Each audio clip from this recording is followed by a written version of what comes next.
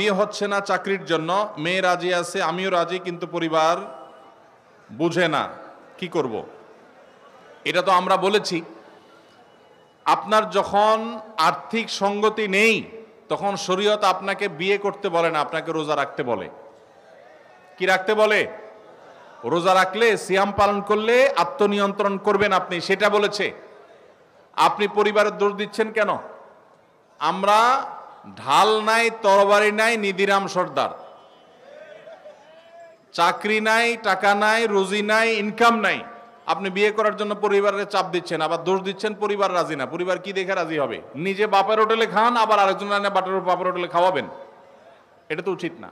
তবে বাবা মার যদি আর্থিক সঙ্গতি থাকে তাহলে তাদের সন্তানের চরিত্র রক্ষার জন্য উদ্যোগী হওয়া উচিত, সেটা ভিন্ন বিষয়। কিন্তু সন্তান বাবা মার উপর এটা চাপাই দিতে পারেন না।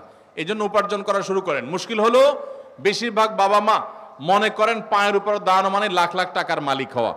মনে রাখবেন, কোন রকম মোহরের টাকা জোগাড় করে স্ত্রীর ডাল ভাতের ব্যবস্থা করতে পারলেই শরিয়ার নির্দেশনা অনুযায়ী তার বিবাহ করার রাইট এবং অধিকার চলে আসে।